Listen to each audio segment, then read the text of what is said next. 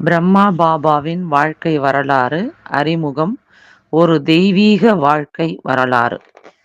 ஈடு இணையில்லா அற்புத வெளியீடு இப்புத்தகத்தில் அடங்கியுள்ளது. இதயத்தை ஈர்க்கும் இவ்வரலாற்றினை மிக கவனமாக படிக்க வேண்டுகிறோம்.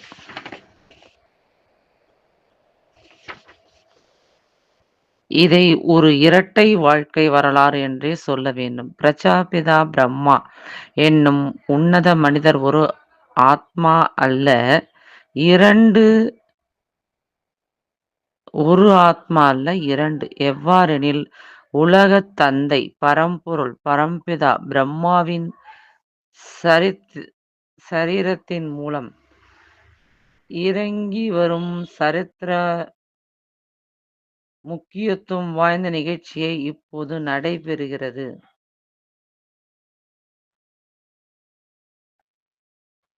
இதை படிக்கும்போது அநேகர் ஆச்சரியப்படலாம்.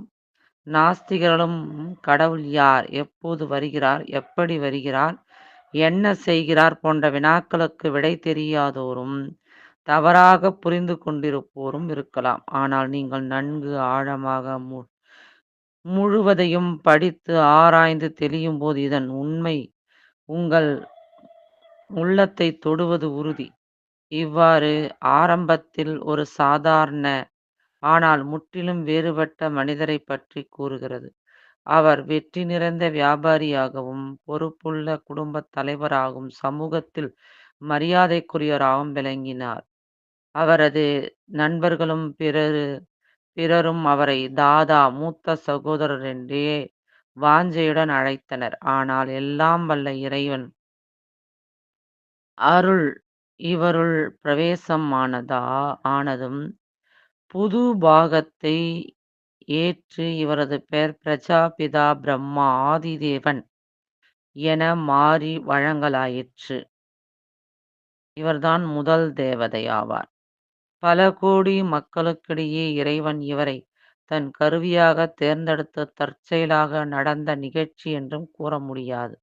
அனைத்தையும் அறிந்தவர் பரம்பொருள், மேலும் முழுமையானவரும் அவர் ஒருவரே. ஆகவே அவர் பிரம்மாவை தேர்ந்தெடுத்துள்ளார் என்றால் அதற்கு பல காரணங்கள் நிச்சயம் உண்டு.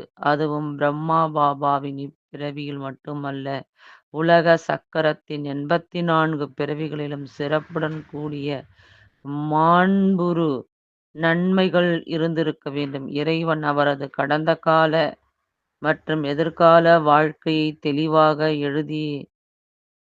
எடுத்தியம்பியுள்ளார். அதிலிருந்து எவ்வளவு அபூர்வமான தெய்வீக மனிதர் பிரம்மா பாபா என்பது தெரிய வருகிறது. அவரது 84 பிறவிகளை ஒதுக்கிவிட்டு தற்போதைய பிறவி அனைத்து விதத்திலும் இறுதியாக இருந்த போதிலும் இறைவன் அவரது சரீரத்தில் பிரவேசம் ஆகும் வரை அவரது வாழ்க்கையில் உயர்ந்த பண்பாடுடன் கூடிய ஆன்மநேயத்தை அவரை சந்திக்கும் ஒவ்வொருவரும் காண முடிந்தது. உண்மையிலேயே பரமனுக்கு இணைந்த கருவியாக அவர் ஒருவரே விளங்கினார் என்றால் அது மிகையாகாது. அனைத்திற்கும் மேலாக அவரது தனித்தன்மை என்பது அவரது சீர்மிகு தெய்வீக குணங்களில் மட்டுமன்று, அக்குணங்களை அவரது தொடர்பில் வரக்கூடிய பிறரிடமிருந்தும் வெளிப்படுமாறு செய்தலில் காணப்பட்டது என்பதே பொருத்தமாகும். அந்த அளவு ஓர் தூண்டுகோலாய் விளங்கினார்.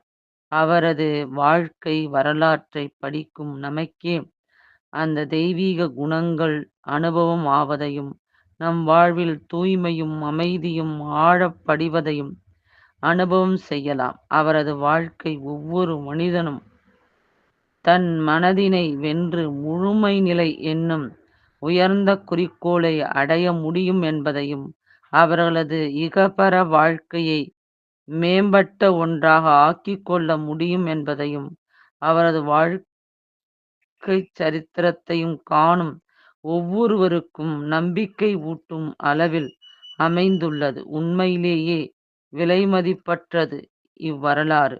ஏனெனில் உலகச் சரித்திரத்தில் மிக முக்கியத்துவம் வாய்ந்த இச்சரிதம் காலச்சக்கரத்தில் ஒவ்வொரு 5000 ஆண்டுகளுக்கு பின்னரே மனித குலத்திற்கு கிடைக்கிறது.